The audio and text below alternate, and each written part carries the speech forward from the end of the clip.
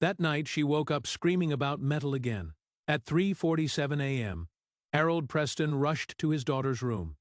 Little Emily was sitting upright in bed. He found her with her hands stretched out in front of her, as if she were holding something invisible. "I shouldn't have touched them."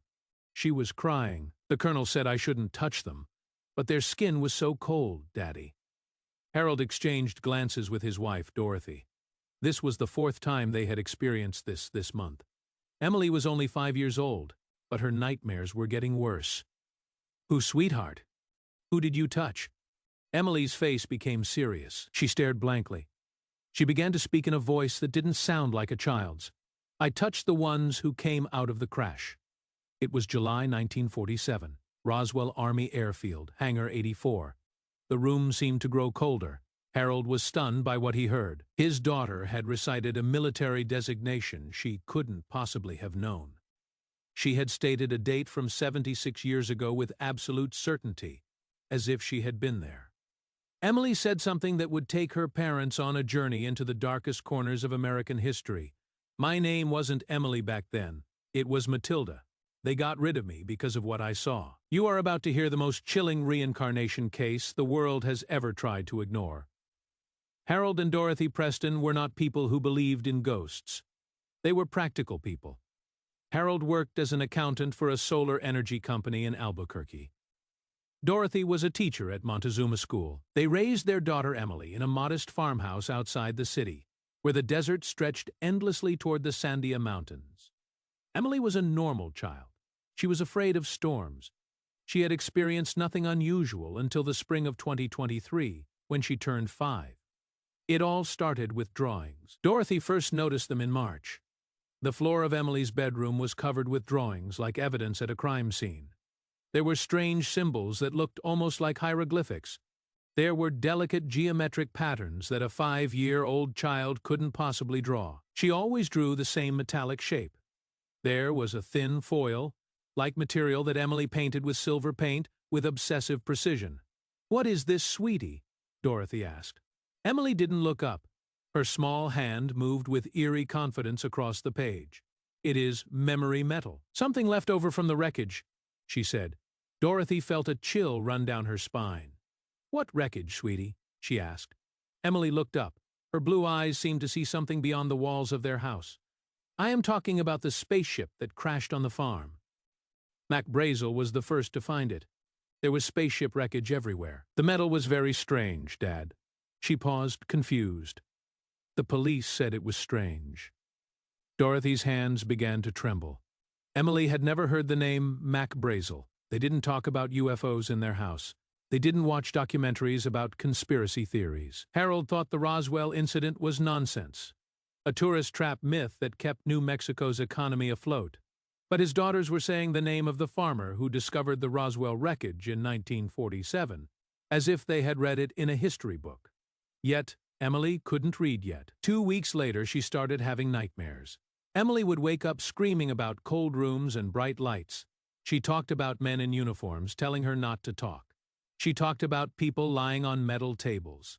She talked about 3 small bodies with skin as gray and smooth as river stones. Their eyes were very big, Emily said. At 2 o'clock, 3 o'clock, 4 o'clock. She was crying on Dorothy's shoulder. "I wasn't supposed to look at them for very long. Colonel Blanchard said it was classified information. He said if I told anyone, they would kill me." Harold tried to explain it logically. Maybe Emily had heard something on the radio. Maybe a child at daycare had an older brother who talked about aliens. But then Emily said something that undermined all of Harold's logical explanations. Zone evening in April, they were eating Emily's favorite spaghetti. Emily suddenly put down her fork. She started looking at her hands. "I remember the medical examination," she whispered. "It was the 8th of July 1947. They brought them to the base hospital around 7 p.m. It was 7 p.m. by normal time. Major Jesse Marcel and Dr. Wilcox from the medical examiner's office were there. My name was Lieutenant Matilda O'Donnell. I was the only nurse with high security clearance." Dorothy's fork fell onto her plate. Harold felt the room spin. His 5-year-old daughter had just mentioned military time.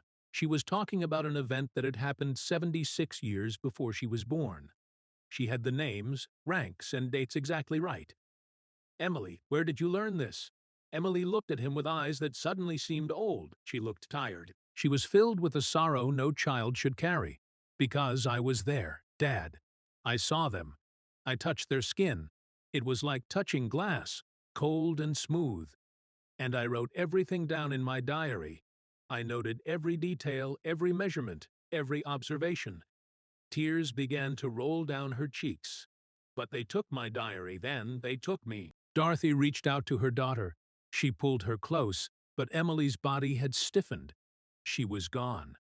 I have to go back, Emily whispered. I have to go back to Roswell.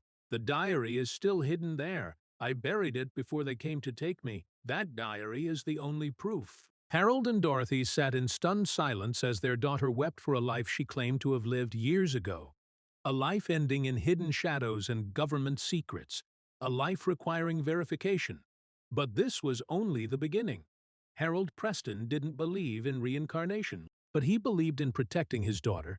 By May, Emily's nightmares had become violent. She could barely sleep for 3 hours at night. Dorothy found her in the backyard at dawn, staring at the distant southern horizon. She was whispering the names of people who had died before Dorothy was born. They needed help. They needed professional help. Dr. Vernon Blackwell was a recommended specialist. He was a child psychologist working in Santa Fe.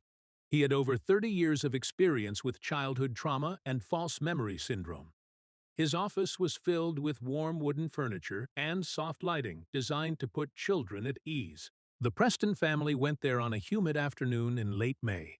Dr. Blackwell greeted them with the confident smile of a man who had seen every variation of childhood imagination. Mr. and Mrs. Preston, please sit down, said Dr. Blackwell. Emily, small and quiet, sat between her parents, clutching Mr. Whiskers tightly to her chest. I've reviewed the notes you sent. I want to assure you that what Emily is experiencing is not unusual. Children, especially at this age, have very active imaginations. They absorb information from their surroundings in ways we don't always notice. Snippets of conversation, pictures in books, things they overhear at school. Harold leaned forward. Dr. Blackwell, you are giving us military names. He mentions specific dates. He names officers who served at Roswell Army Airfield in 1947. He is a little boy of 5. He can't even read books yet. Dr. Blackwell nodded patiently. I understand that this seems extraordinary, but the human brain is extraordinarily good at pattern recognition and fabrication. Emily may have heard these names by chance. Perhaps from a documentary playing in the waiting room, or from overheard adult conversations she shouldn't have been listening to. Her mind later turned these fragments into a coherent narrative. He turned to Emily with a gentle smile. Emily, sweetheart, will you tell me about the dreams you've been having? Emily didn't look at him. She stared at the floor, clutching her stuffed rabbit tightly with her fingers. Finally, she spoke. She answered in a mechanical, steady tone. They weren't dreams. I was there. My name was Lieutenant Matilda O'Donnell. My serial number was N-741-492. I graduated from the Army Nursing Corps in 1944. I served in England during the war. Then, in early 1947, I was transferred to Roswell. The room fell silent. Dr. Blackwell's smile faded slightly. That is very detailed information, Emily. Where did you learn about the Army Nursing Corps? Emily finally lifted her head. Her eyes were cold and vacant. I didn't learn it. I lived it. Dr. Blackwell shifted in his chair. He pulled out a file. It contained photographs. Black and white images from the 1940s. There were photos of military personnel, planes, and aerial views of desert landscapes. Emily, I am going to show you some photos. If you recognize anything, I want you to tell me. He placed the first photo on the table. The photo showed a military base from above. Emily glanced at the photo. She shook her head. This isn't Roswell. This is Holloman Air Force Base. Different locations. Dr. Blackwell's eyes widened slightly. He placed another photo. This photo showed a group of military officers standing in front of a hangar. Do you recognize any of these men? Emily leaned forward. She examined the photo with unsettling attention. Then she pointed to the man on the far right. This is Major Jesse Marcel. He was an intelligence officer. He was the one who brought the wreckage from the Brazel Ranch. He was the first to say it wasn't from any aircraft he'd ever seen. Her little finger moved to another man. This is Colonel William Blanchard. He was the base commander. He was the one who approved the press release about the recovery of a flying disc before the Pentagon covered it up. Dr. Blackwell slowly pulled the photos back. His confident demeanor had vanished. Dorothy watched him closely. Dr. Blackwell? Is he right? The psychologist took off his glasses. He rubbed his eyes. Miss Preston, I must be honest with you. I prepared these photos specifically to test Emily. The first image was actually Holloman, not Roswell. Most adults wouldn't notice the difference. He touched the second photograph. These names aren't common knowledge. They don't appear in mainstream documentaries. You'd have to research declassified military records to find this information. Harold felt his heart racing. What do you mean? Dr. Blackwell looked at Emily, who sat motionless, her expression unreadable. I am saying I can't explain this with traditional psychology. Emily may have accessed information far beyond her developmental capacity in a way I don't understand. He paused, clearly uncomfortable with what he was about to say. Or she is remembering something that happened to someone else. Emily says it is a diary. She says it is buried in Roswell. Dr. Blackwell closed the file. Miss Preston, if there is any truth to what Emily's saying, the diary would be the most important historical document related to the Roswell incident ever discovered. But you have to understand, people have been searching for such evidence for 76 years. The military cleaned that area thoroughly. Emily spoke up then. Her voice cut through the room like a knife. They didn't find everything. I buried my diary in the desert 3 miles east of the base, next to an old water tower that is no longer there. I wrapped it in a rubber sheet. I put it inside a metal ammunition box. I buried it 18 inches deep, next to the yucca plants. The coordinates are 33.3872 degrees north, 104.5281 degrees west. The adults looked at her. Emily's face was wet with tears, but her voice was still calm. I knew they would come for me. I knew what happened to people who saw too much, so I buried the evidence when I waited. I thought maybe one day someone would believe me. Dr. Blackwell slowly stood up. He walked to his window. He looked out at the Santa Fe hills with his hands clasped behind his back. When he finally turned around, his face was pale. Mr. and Mrs. Preston, I am going to make a suggestion that goes against everything I've been trained to do. Take Emily to Roswell. Let her show you where the diary is, because if she is wrong, we'll know. It will destroy the psychological construct she has created. We can then begin appropriate therapeutic intervention. But if she is right, he didn't finish his sentence. He didn't need to. 2 weeks later, on a scorching June morning, when the temperature reached 39 degrees at noon, the Preston family got into their Honda CR-V and headed south on Highway 285 toward Roswell. Emily sat silently and motionless in the back seat. She watched the desert landscape pass by her window. Dorothy looked at her daughter in the rearview mirror, searching for traces of the little girl she once knew. Harold's hands gripped the steering wheel so tightly that his knuckles were white. The desert stretched endlessly in every direction. Its flat, unforgiving, scorched surface held secrets beneath. Emily pressed her hand against the glass. We're close now. I can feel it. After all these years, I am finally close. The heat shimmered on the road ahead, and somewhere there, buried beneath decades of sand and silence, the truth awaited. Shortly after 2 p.m., when the sun turned the desert into an oven, they arrived in Roswell. The town looked like any other New Mexico settlement. There were low buildings, faded paint, and streets glistening in the heat. Tourist shops lined the main street, selling alien keychains and, I believe, T-shirts to visitors who treated the 1947 incident as a joke. Seeing all this made Harold's stomach churn.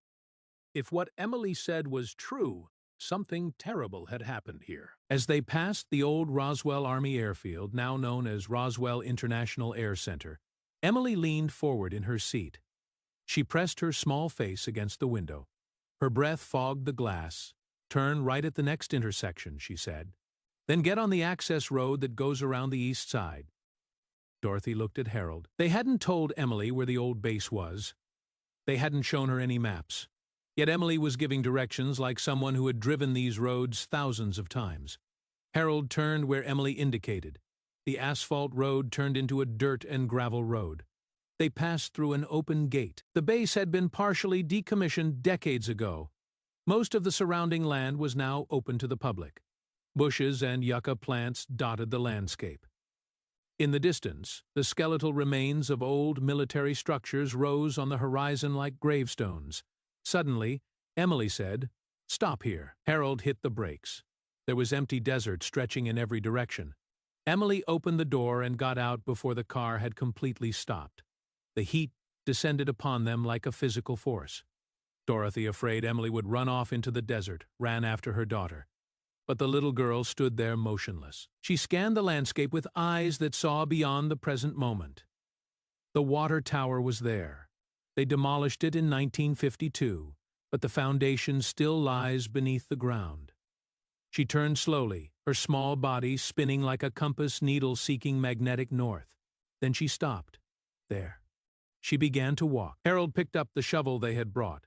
He had felt ridiculous buying it at Home Depot. But Dr. Blackwell had insisted they be prepared. Dorothy carried the water bottles and the first aid kit, but she couldn't imagine what kind of injuries they might suffer in this desolate place, other than sunstroke and shattered hopes. Emily took exactly 243 steps. Harold counted every step. He stopped next to a cluster of yucca plants that looked ancient, their thick trunks bearing the marks of decades of desert storms. Emily knelt down. She placed her small hand flat on the sand. 45 centimeters down, the box should still be intact. I used rubber sheeting and sealed it with wax. Harold looked at his wife. This was the moment. Either their daughter lived in a complex fantasy world, or they were about to uncover something that would rewrite history.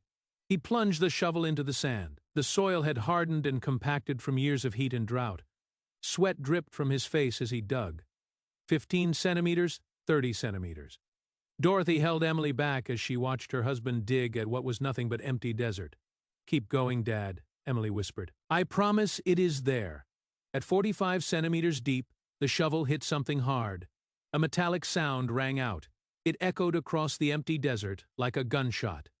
Harold's hands were shaking so much he could barely hold the shovel. He knelt down. He began clearing the sand with his bare hands. Dorothy held her breath. There, emerging from the earth like a fossil, just as Emily had described, was a rusty metal ammunition box belonging to the U.S. Army. Harold pulled the box out. It was heavy.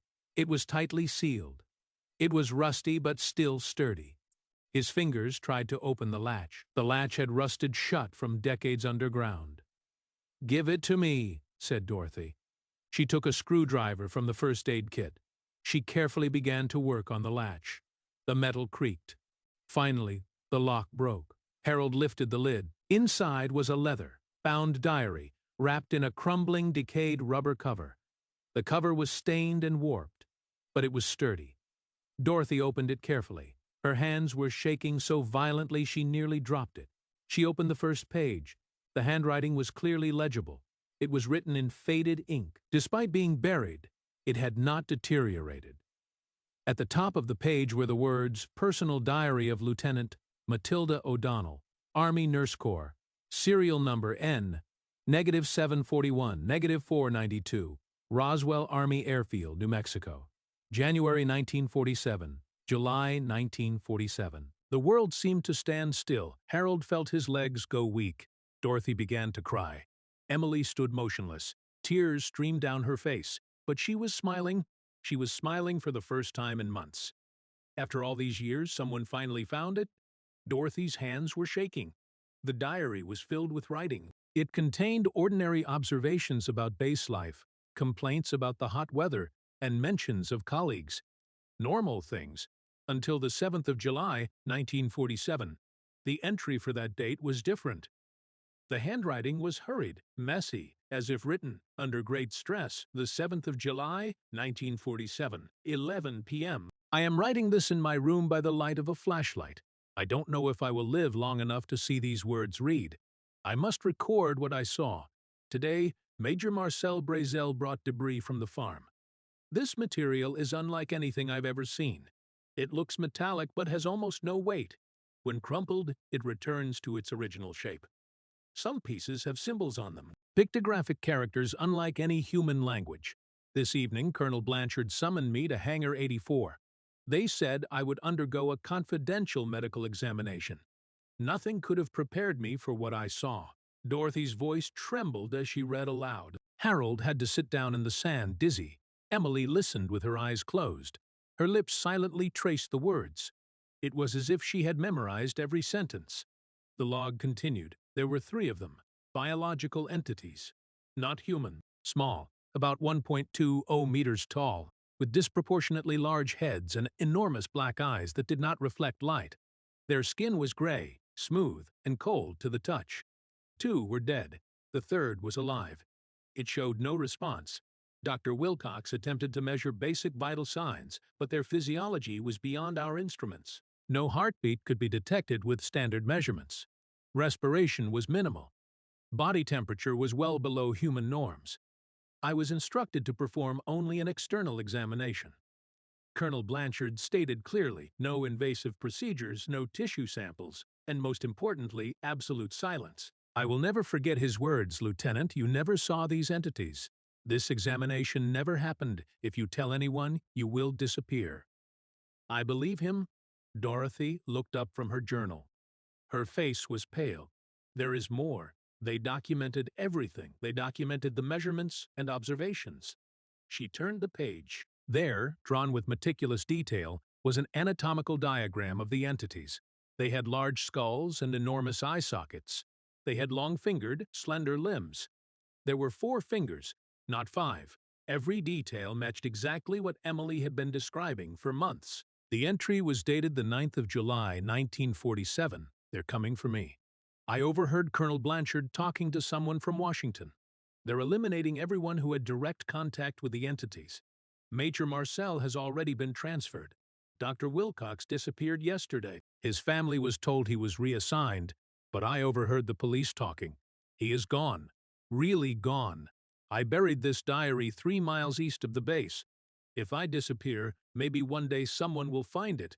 Maybe one day the truth will become more important than secrecy.